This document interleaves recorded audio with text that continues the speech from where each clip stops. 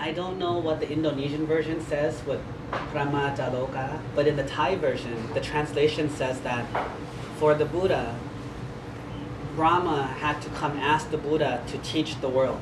Because the Buddha was feeling like, you know, the thing that I have to teach is so hard. It took me so long to get it, and it's so hard. I don't know if anyone can understand it. Maybe I won't teach. And so Brahma had to come down from the heaven and come see the Buddha and ask him, there are people in this world who still have only a little bit of dust in front of their eyes. If there was someone who was kind enough to teach them and show them the way, they might possibly free themselves from suffering. So for those people, will you please teach the world? Will you please give the Dhamma Desana so that the world can hear your teachings? And to me, whenever I hear this Brahma Jaloka, I always get goosebumps, because I remember that because of one person, the Brahma, because of his intelligence enough to phrase the question in a way that the Buddha will have compassion and mercy for the world, that even though there are 4 types of lotuses, right? You heard that story, 4 lotuses. One is above the water, one is a little bit below, one is really deep, and one is all the way underneath the ground. And the difference between these 4 lotuses is that if the top lotus just gets a little bit of sun, it will bloom beautifully. The lotus that's a little bit underwater, if you just give it some time, it will come up, and then it will get the sun and it will bloom. Then there's the other one, the one that's underneath the water, kind of deep. That one takes a long time before it will come up and then finally get the sun. So that one's kind of almost a lost cause. But then the last one is the one that's so deep under the ground that, like, it's not even in the water anymore. It's under the ground that it's impossible for this lotus to ever come up for now. And so I think it's so important that we try our best to be at least lotus number 3, at the worst lotus number 3, at the best lotus number 1. And so it's very important for us to study the Buddha's teachings, to learn about what the Buddha taught us. It's very important. Now, before we even talk about what the Buddha taught, there's one thing that's very important, is that the 5 precepts. How come every time before we start a ceremony, we always have to do the Panchasila? Why? Why do we always have to do the Panchasila? There's 2 reasons that people tell you. 3. One is because it's a tradition. It's tradition, so we do tradition. That's the worst reason. Number 2, the reason is that we're about to do a special ceremony. We're about to listen to a Dhamma Tesana. So we take the 5 precepts so that now after we take the Panchasila, the 5 precepts, right now we're considered clean. We haven't broken the 5 precepts in the last 6 minutes, hopefully. So at least right now we're listening, we feel good, like we're clean. This is no different than the Christian concept of confession. I confess my sins, so now I am clean, now I am pure. But this is also not the best reason that we have to do the Panchasila before the ceremony. The reason that we do Panchasila all the time is because Panchasila is one of the most important laws and rules of this world. Ever since the Buddha was only a Bodhisattva. A Bodhisattva means someone who's trying to be the Buddha, but not the Buddha yet. So all the lives that he was born as a deer, a horse, an elephant, a king, a hermit, all those lives he was training to be the Buddha. We call that a Bodhisattva. And every single life that he was a Bodhisattva, what he did was he taught the 5 precepts. So what does this tell you? This tells us that the 5 precepts is not Buddhist. The 5 precepts does not belong to Buddhism. The Buddha did not create it. The 5 precepts have been a part of our world since the beginning. Where did they come from? The 5 precepts are very simple. They're 5 things that every single human being, every single life wants. Everything that's alive doesn't want to die. Imagine how afraid you are to die. That's how every single living being in this world feels. No one who is alive wants to die. It's the same feeling when you have life and you feel like it's important, just like when you have belongings. You have your nice glasses, your nice car, your nice clothes, your nice ring with the diamonds on it. It's so important to you. And when you lose it, it hurts. It makes you sad. So that's why we should never steal. Not because it's against the law, it's against the rule. It's because everyone hates that. When you have something that belongs to you, everyone hates for it to get stolen. That's why you have the word stolen. It's such a bad word, to steal. It's like a negative word because no one likes it. No one likes to have something and have someone take it away. No one likes it. And so, number 3, everyone wants love. Everyone looks for boyfriends, girlfriends, and all the other things you want to call them. There's so many things that we look for because we all want love. We want love from our parents. We want love from our friends. We want love from our lovers. We want love from our children. And for someone to take that love and steal it by having an affair, by cheating on us, or by making us feel bad that our love is not worth it, how do you feel? Horrible. Everyone in this world has a mouth. Most of us can talk. Not all of us, but most of us. And when we talk, and we use the words to hurt other people's feelings, nobody likes that. Nobody likes to be insulted. Nobody likes to be made fun of. No one likes to be teased and made to be embarrassed because of our words. And so because of that, that's why it's one of the precepts. And the last one is that this is very tricky. A lot of people will argue this one. A lot of people do like to get drunk. A lot of people do like to get high. So what's wrong with it?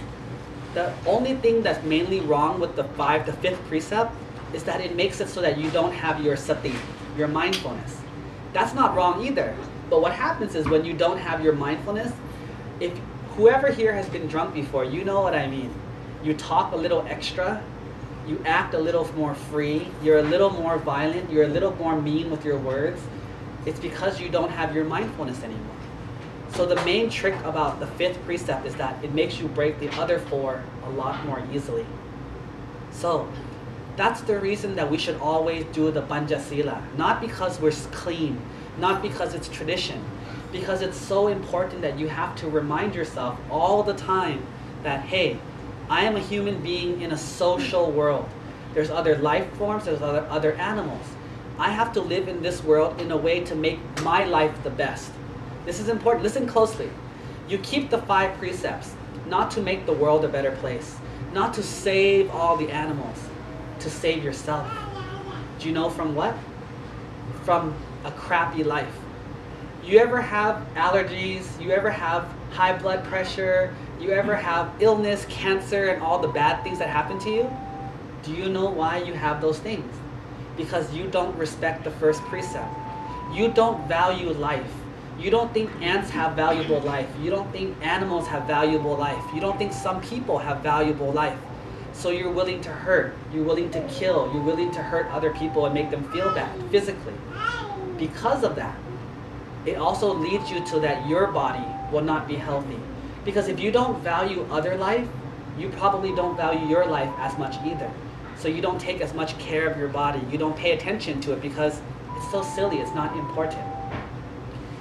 And so if you don't take care of the 1st precept, you will be physically unhealthy. Very, very often. You will be physically unhealthy. Then the 2nd precept, stealing. You ever wonder why when you work, you don't get the raise, you don't get a big promotion, you don't win the lottery, you don't get a lot of money really easily? It's because of this. You don't have value, you don't give value to other people's belongings.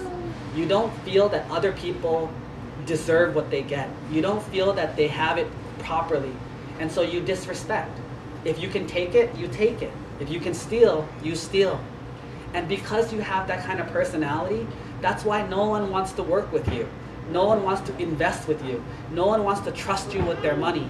And that's why you never become better, become richer. Because you don't value belongings. And so therefore you don't get to have your own belongings. Think about it. If you had $5, would you rather give it to someone who values belongings or give it to some thief or some bad person? You'd of course want to give it to the good person. Why? You know at least they'll do the best they can with your money. That's why we don't like to give to homeless people. If you see a homeless man who's singing and dancing and working hard for his money, you give him $5 easily. But you see another homeless man sleeping, drinking, get high and drunk and mean, you don't want to give them even 25 cents because you feel like they're just going to take it to get alcohol. Thank you. Terima kasih. You're just going to take it to go buy alcohol. You're just going to take it to go do bad things, so you don't want to give it to them. It's the same thing with us. As long as we do not respect other people's belongings, we will never be able to hold on to our own belongings when we get them. Then the third one. This is a big one, but people don't realize it, is that everyone wants love. Everyone needs love. But if you don't respect the love of other people have found love. Other people are in love. They're married. They're dating each other. But you don't respect that. You think that you can go cheat with them whenever you want. You can go flirt with them. You can go tease them and play with them, touch them, whatever you want. That means you don't respect love. So what happens is that when time for you to find love and time for you to have love, your love will fail also. Because first of all, whenever your boyfriend or girlfriend checks their phone a lot or hides their phone from you, you're going to start thinking, you're cheating on me, you're lying, you're faking it. Because why? That's what you do. That's what you would do if you were a cheater. And so you can't trust people who are even honest because you're not honest. And so people who cheat, people who don't respect other people's love, and are not happy for other people who are in love, you will not be able to find love in this world. You will date, you will have a little bit of love, and then you will lose it. You will fall in love, and then you will fight. You'll lose your love because you don't respect the third precept. The fourth one, are you the kind of person that when you talk, no one listens? Or you talk, people interrupt you? Or when you talk, people are mean and they tease you? It's the same reason. You don't respect your words. You use your words meanly. You use your words harshly. And so when people listen to you, they don't respect you. And it's the same reason why they don't listen to you, they don't trust you, and they don't believe you. It's because you don't use your words wisely. You don't speak politely, you don't speak carefully, and you don't speak considerately. And then the last one. It's very simple. Would you trust someone who's a drunk? Would you trust someone who's always high and on drugs? Would you trust someone who's always playing video games? Would you trust someone who's a shopaholic who, no matter what they do, they're always shopping, they're always shopping? Would you trust them? Why? Because you know they're addicted. You know they're addicted to whatever they're addicted to. And you don't want your family around them. You don't want to be around them. You don't want to hang out with them because you know that not a lot of good things will come from being with them. So that's why the 5 precepts, the Panchasila, are so important, is because all the bad things that happen to you in your life come from your lack of respect to the 5 precepts.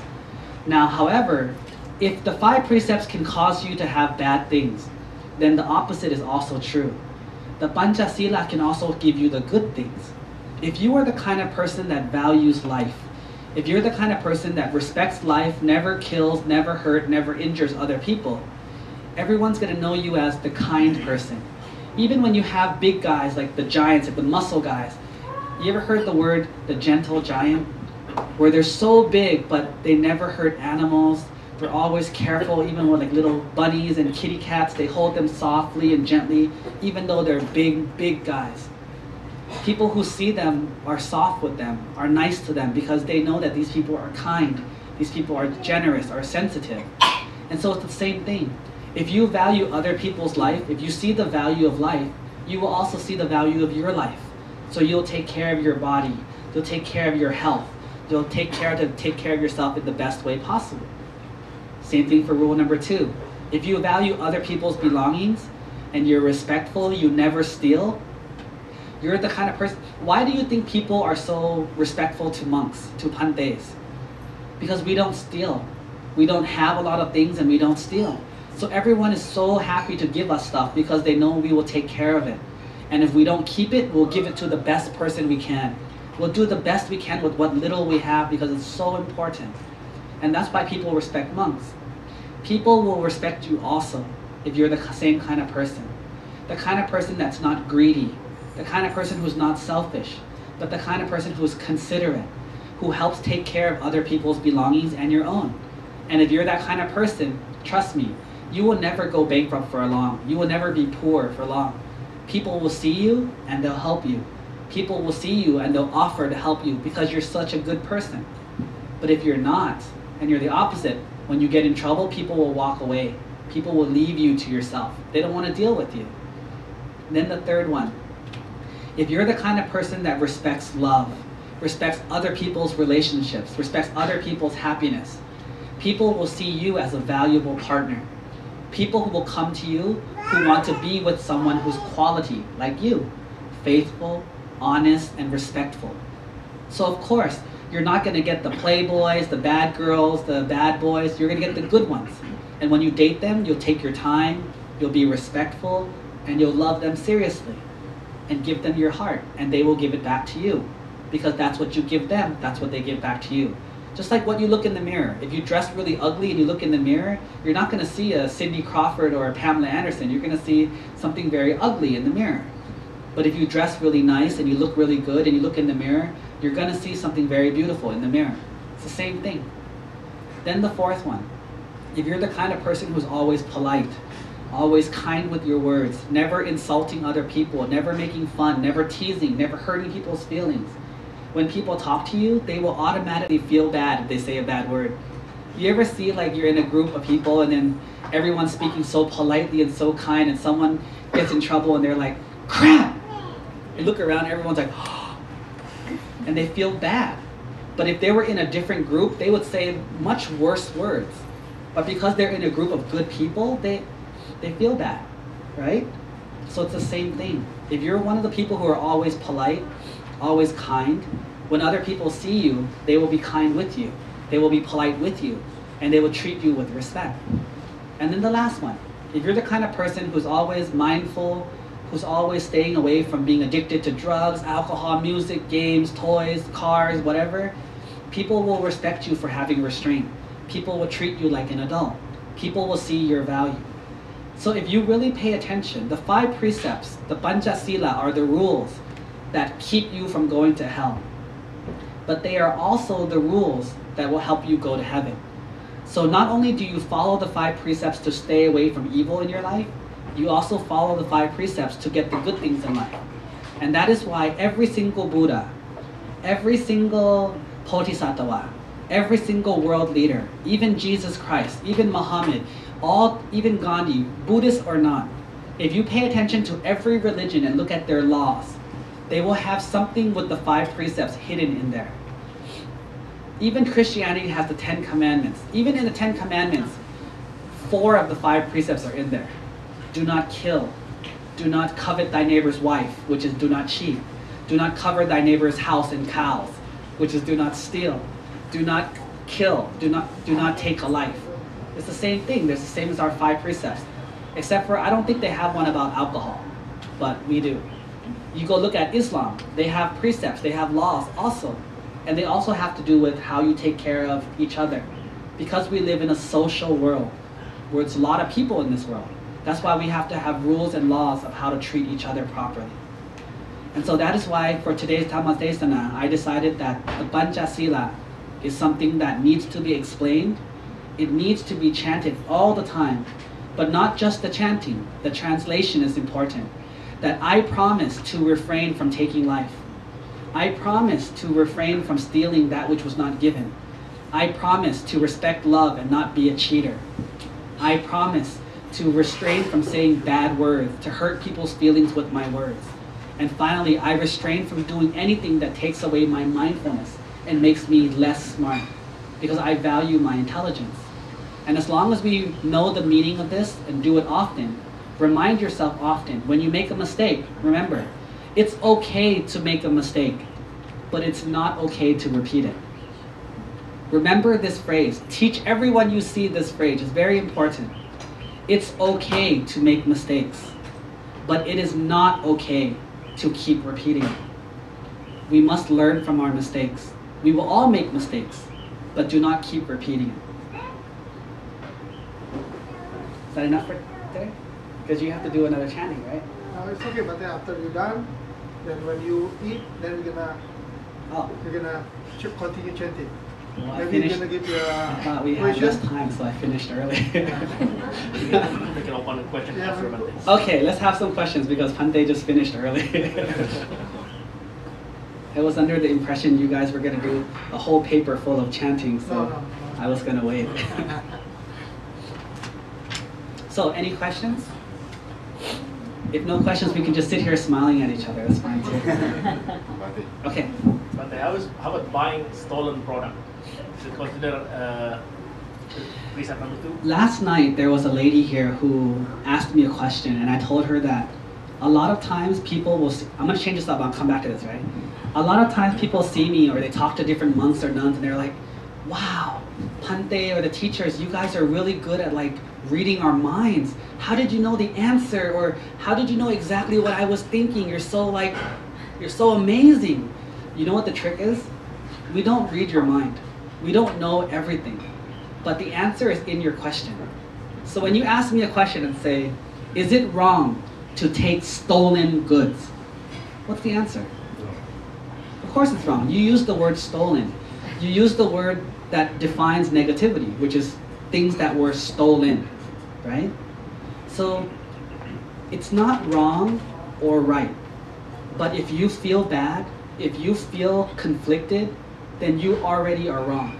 Because you have the personality to do something that, even though you're not sure that it's right and it's probably wrong, even though it's not, and you did it, you're wrong.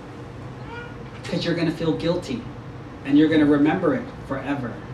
And because you remember it, you will get punished. You know who punishes you? You. You're going to feel bad. You're going to remember what you did, and you'll never forget. And you'll punish yourself until you forgive yourself. That is why the Buddha said, if it's wrong, don't do it. And then, if you're not sure, don't do it. And so the answer to your question, or any question like that, is if you know it's wrong, then it's wrong. But if you're not sure that it's wrong, but you still did it, you're already wrong, even though it's not wrong. Even if no one blames you and you don't get in trouble, nothing happens. But inside your heart, you will always remember that, I think that was wrong. And so that's what makes you wrong.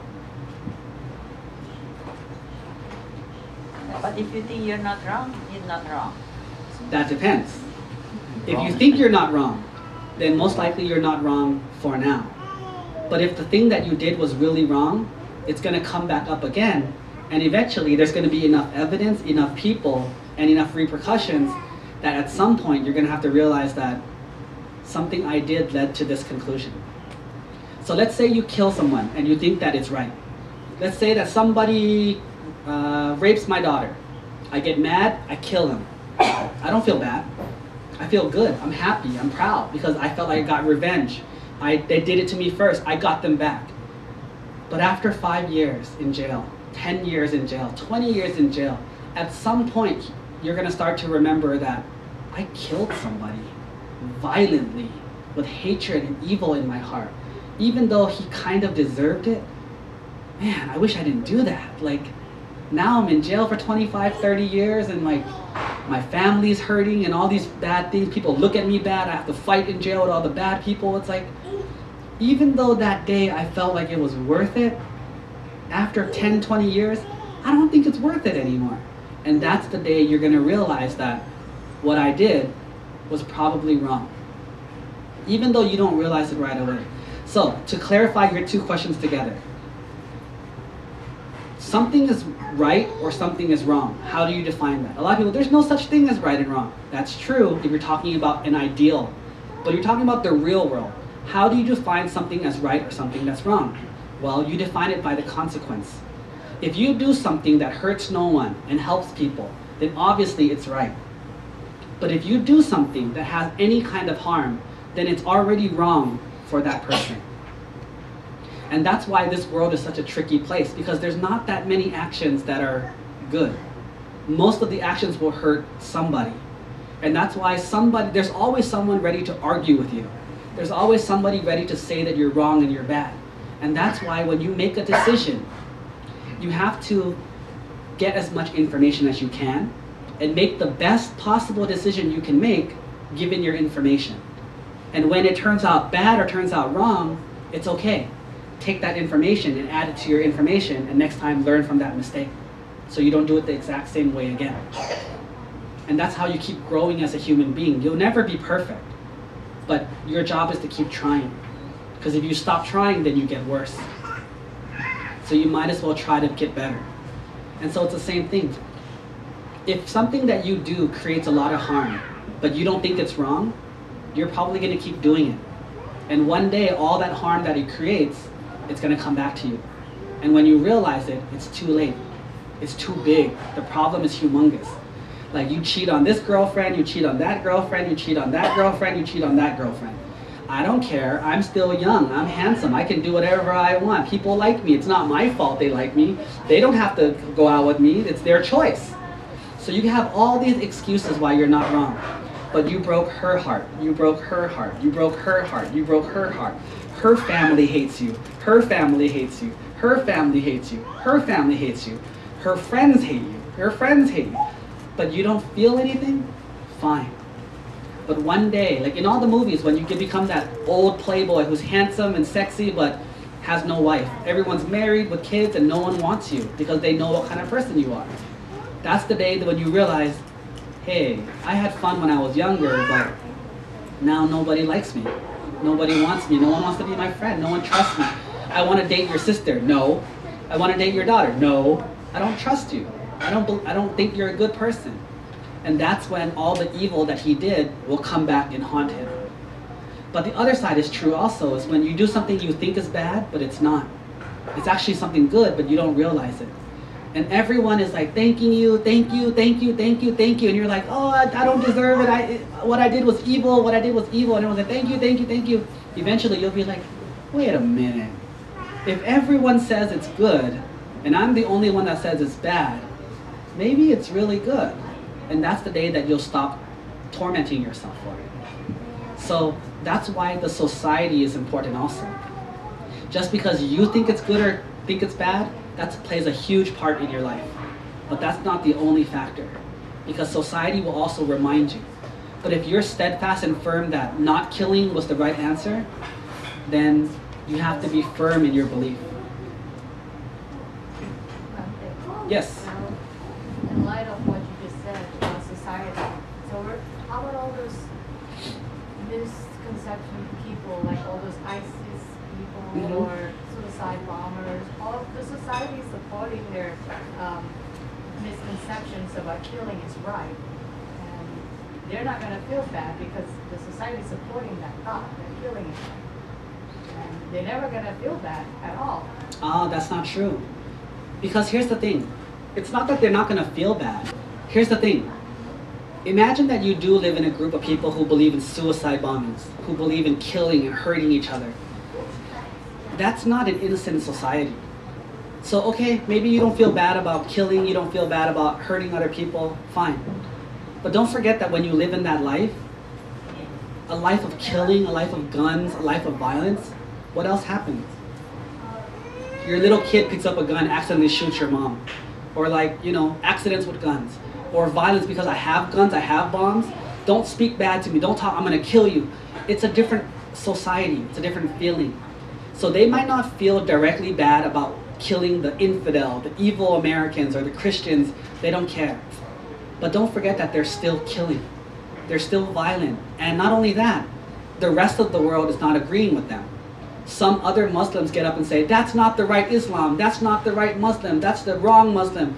And then you feel angry, you feel bad. Like, why are you challenging me? Why are you challenging my beliefs? And so those people will not live a free life. Just like they live the life where they have to fight all the time, they will also have to fight in their everyday lives also. And so they're not actually living a normal life. They're living the life of a warrior, of a soldier, of a fighter. And so their life is not free. And because their life is not free, that's the start of their karma. But they're going to keep on believing in this. You guys ever heard that story that they told in Buddhism where if you kill yourself, it's a sin? You ever heard that? And if you kill yourself, the penalty is you have to kill yourself 500 more lives. So you'll be born 500 more times and you have to kill yourself every time. The question that I asked was, how did you come up with that number?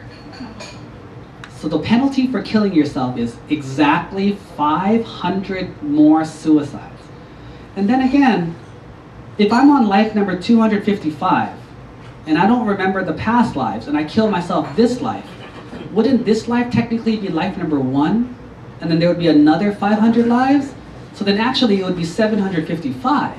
But then if on life 732, I forgot, and I killed myself again, and I didn't realize that this was life 752, and I had 755, and I had 3 more lives left, and I killed myself again, wouldn't that technically be 1,254 lives? And then if I got to 1,000, you see where I'm going with this?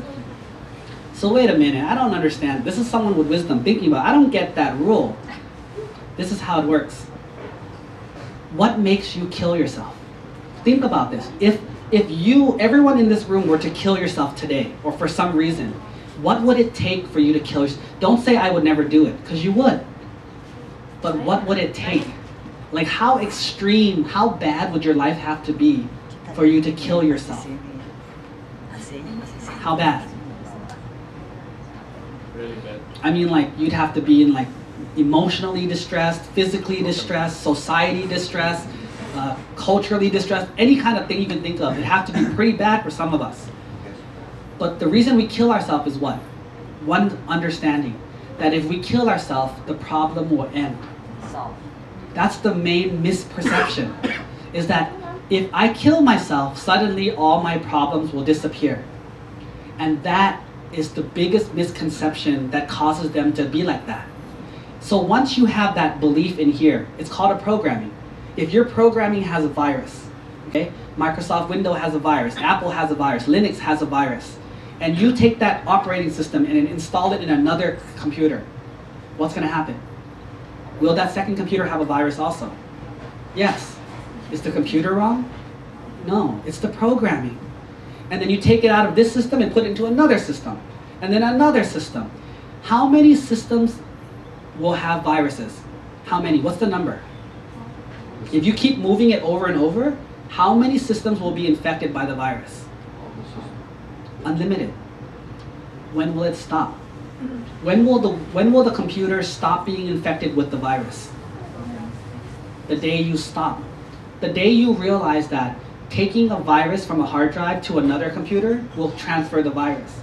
The day that you stop moving that hard drive, the day that you stop moving that computer is the day that you will stop infecting other computers. So it's the same thing. In the Buddha's day, they didn't actually, when they said, Sariputta came from the left with 500 students, Moggallana came from the right with his 500 students, along with Sanjaya's 500 students, together they had 1,500 students. Nobody sat there and said, 1, 2, 3, 4. Oh no, I need 2 more people, it's not 500 yet. No, they didn't do that. Back in the day, I actually asked this question, and people who taught me said, 500 was their way of saying a lot. And so when I said, you know, like, for us, like, I don't know about you guys, in my day, it used to be like, oh, when you grow up, how rich do you want to be? I want to be a millionaire. That's a lot of money. But nowadays, millionaire, I want to be a billionaire. And then when these kids grow up, it's probably going to be like another new number that we've never heard of before. It changes. And so the same thing back in those days, to them, 500 was a lot. And so when they said 500 students, that's just like a lot of students. And then Moggallana came from the left with 500 students, that's just another lot of students. And when they said 500,000, that's just like 100 times a lot. Does that make sense? It's like 100 times a lot, 1,000 times a lot. So it's like, I don't know in Indonesian do you have it, but in Thai we have that word where it's like, it's called Tinun, which means over there. So I said, where is he? Oh, Tinun. Where's Erwin? Tinun. Where's Simon? Tinun. Where do I live? Oh, Tinun. It's the same word, but if you add the tone to it, do you have that word in Indonesian? Yeah. That concept? Yeah. Where it's like, how big is it? It's big. How big? Big. How big? It's big. That's a big one. That's a big one, you know? It's the same feeling. And so that's what it means is that. Also, did you ever hear this about, so the only way that a person can stop killing themselves and stop the cycle, there's only two ways that it can happen. And it's very sad that it's very small. Number one, if they're lucky and they meet the Buddha can interrupt. He can slice in front of your karma and stop it and say, stop killing yourself. Don't do this. It's wrong, it's bad. And if you listen, you're saved. Either you become enlightened or at least you stop being crazy. But then there's a second one. This is the one that is, because there's no Buddha left in the world right now, this is the only one that we can do. But most likely it's not going to work for you. And it's very sad. Is that if you meet someone who actually knows the right way, but not only do they know the right way, they have to have past karma with you. So you have to find someone, not necessarily a Pante, but someone who knows the right and the wrong and does the right, but also has enough influence to for you to respect them, to you to listen to them, and for them to have enough power to tell you that what you are doing is wrong. Listen to me.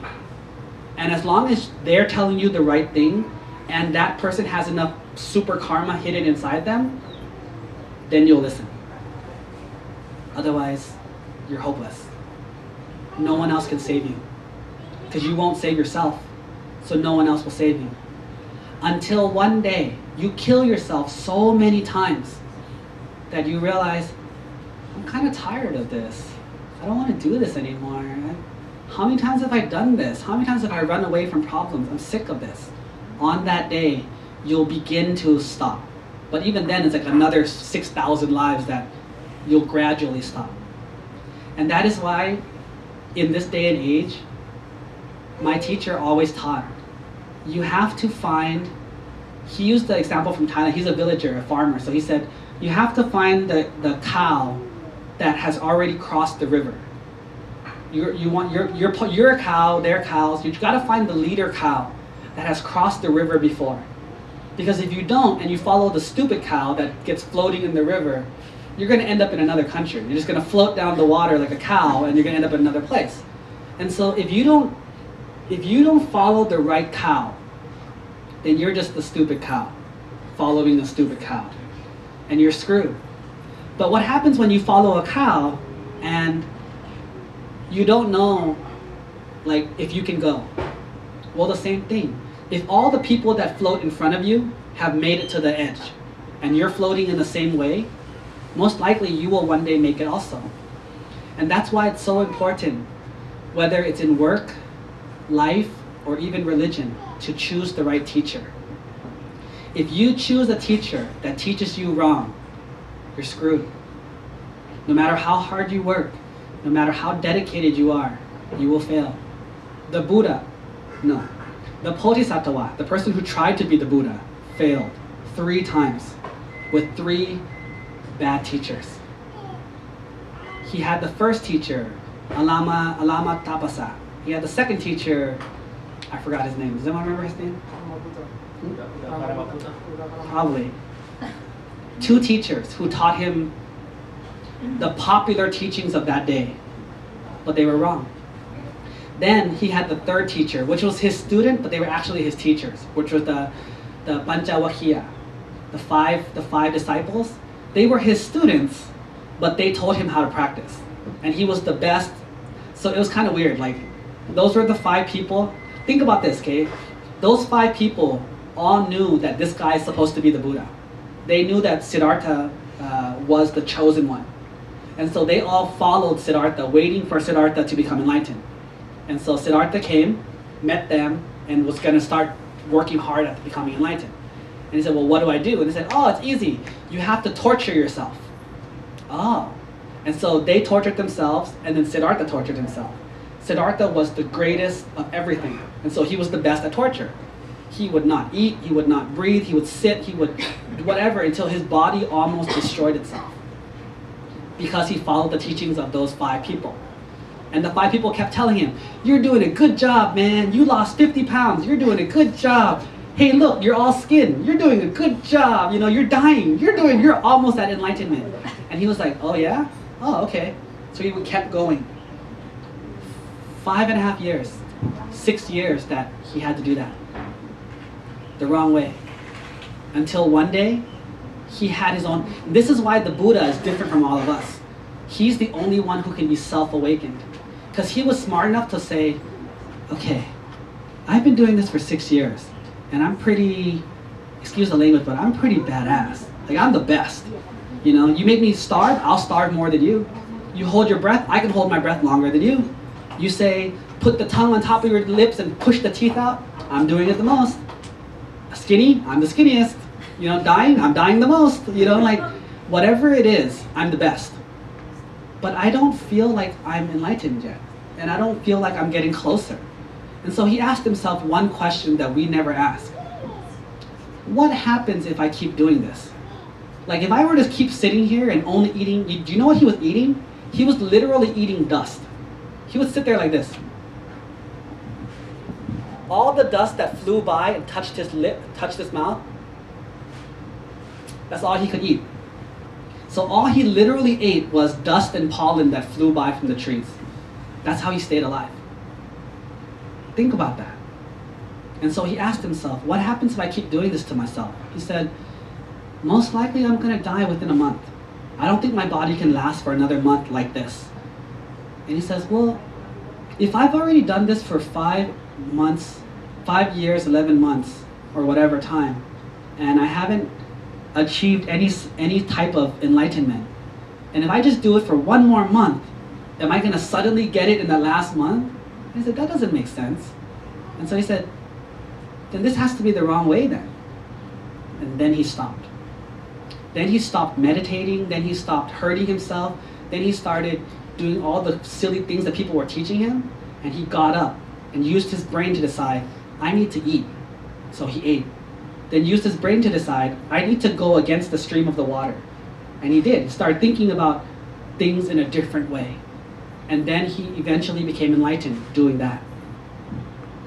And so that's why it's so important that you have to pick the right teacher. Otherwise, whatever crazy you have, you'll stay crazy. Whatever evil you have, you'll stay evil. Whatever ignorance you have, you'll stay ignorant. Because you picked the wrong teacher. There was so many monks in Thailand recently that have fallen. And they had thousands of students, 100,000, 500 students, you know, they had a lot. 500 students. You know, there was a monk who was ordained for like 40-something, I'm not going to say names, but for like 40-something years. And he wrote tons of books. Everyone thought he was arahant, he's the best, he's so cool, he's a good writer. A couple years ago, he left to get married.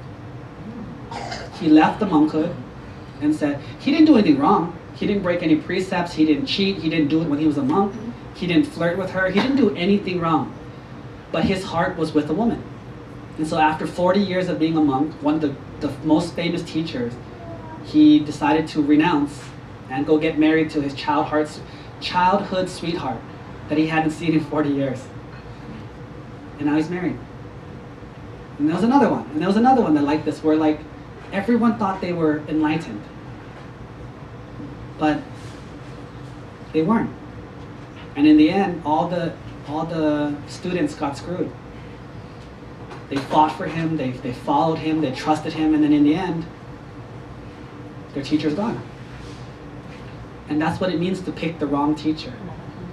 This happened back in the Buddha's day also, when the Kalama Sutra was written. There was a town called, I don't know, I forgot the city or town, but basically what happened was like, in this town, there was like 30, 40 religions that were already there. This town was known for being rich and known for being smart. So all the religions would go there and try to convert the people in that town to their religion.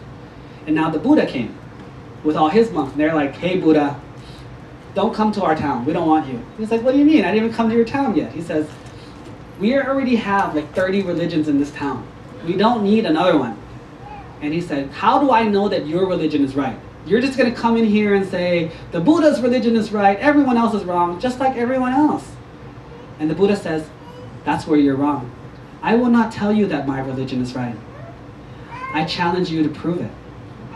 If you follow my rules, if you follow my teachings, and your life doesn't get better, and you don't encounter truths and you don't learn more about the world, then don't follow it anymore. It's like saying, if you can prove to me that my teachings are not true, don't follow me.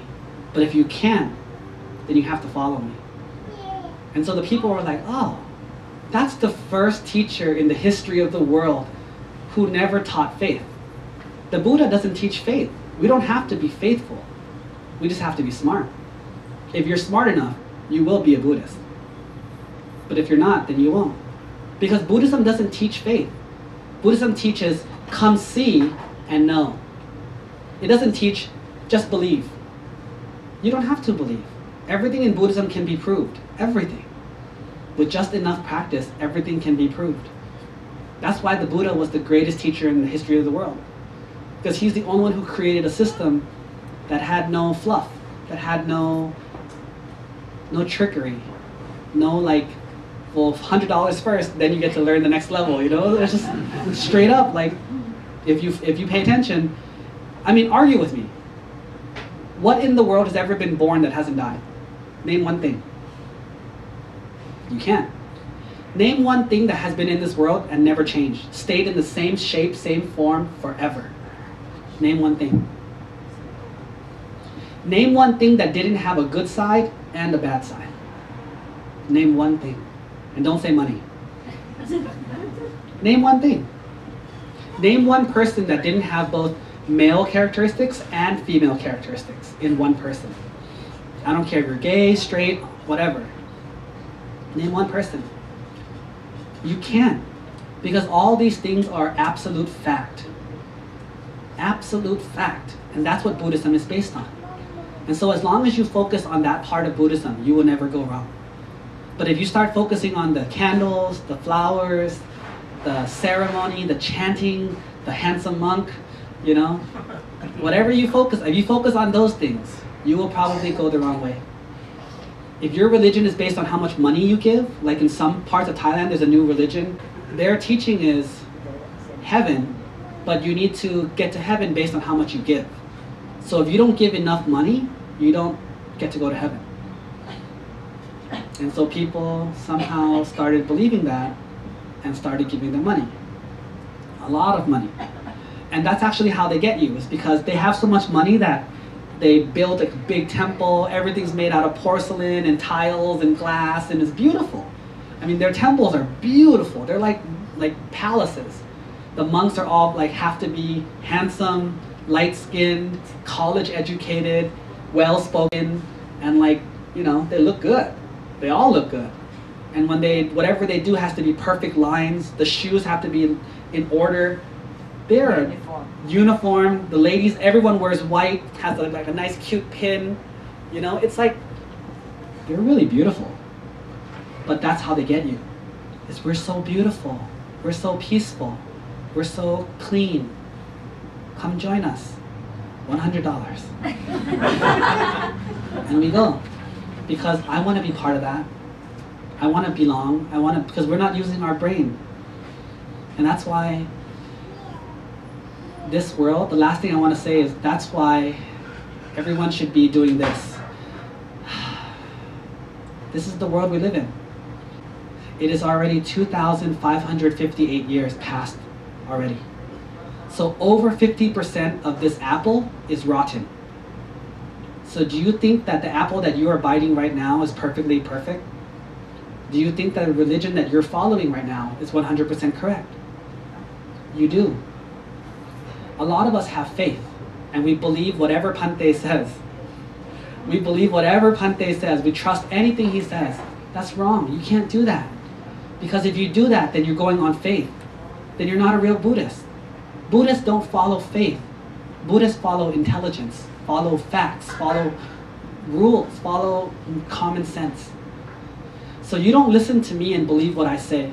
You think about what I say and see if it makes sense. If it makes sense, then think about it. Understand. If it doesn't, find out why. Consider it. Contemplate it. That's the only way for you to become safe from the way the world is now. There's so many Buddhist teachers out there. There's so many religion teachers out there. How can everyone be right? Can everyone be right? Can every God exist? Can every heaven exist? It's impossible. You got to find the one that's right. But I listened to this debate on YouTube between Bill Nye, the science guy, and Ken Ham, who is a Christian creationist scientist. And there was one question that was asked to both people that I thought was a brilliant question. And the answer blew my mind. Like, it was just, how could you answer like that? And the first guy asked Ken Ham, who's the crazy religion guy, and said, Mr. Ham, what would it take for you to renounce your beliefs? Like, what would need to happen in this world for you to stop believing in God the way you believe? What would need to happen? He thought about it for like 10 seconds. He's like, Well, I gotta say that all my beliefs start with God and the Bible. So therefore, nothing. Nothing could ever change my mind. I don't care what you say. I don't care what anyone says. I don't care what facts or what information you have. I will never stop believing in God. I believe in the one true God. I believe that the Bible is His word, His law, and I believe that it is true. So nothing in this world can ever change my mind. That blew my mind. How can you have such blind faith in anything? And then they asked the same thing to the other guy, where he said, Bill Nye, same question to you. What would it take for you, someone who doesn't believe in God, to believe in God? And he said, easy. Show me any evidence. Show me any evidence at all. Anything that proves that the world is only 4,000 years old, not 6 billion years old. Prove to me that like there was one big flood that killed everyone, and then suddenly the boat came out and all the animals came from the boat, and from a family of 8 people, suddenly there's enough people to fill the whole world with different skin, different color, different ethnicities, different languages, from one family. If you can prove to me any of that using science, I will definitely consider Christianity as true, or as possibly true. But until you can give me any proof whatsoever, I'm going to continue believing in the science and the proof. And I was like, now that is an intelligent person. He didn't say God doesn't exist. He doesn't say I'll never change. He said, show me the evidence. And so I asked myself the same question. I'm a monk. I've been a monk for 6 years. I've been practicing for over 20. I believe in not Buddhism, but I believe in the Dharma. I believe in the Dhamma, definitely. But what would it take for me to change my belief? To stop believing in the Dhamma, stop believing in the Buddha? What would it take? And some Buddhists say, nothing. Nothing could make me change. I would say you're just as crazy as Ken Ham. But my answer is that, yes, I would change. If you could prove to me that there's something in this world that is not just suffering, that is happiness only, with no suffering, I would listen. If you could prove to me it's people that are born that don't die, something that never changes, if you could prove to me that the Dhamma was wrong, then I would definitely listen. If you could even show me one example that the Dhamma is wrong, I would change from Buddhism to whatever new thing there is. But because you can't, because there is no proof that you can change the Dhamma to be wrong, I will continue to believe this as right until you can prove it.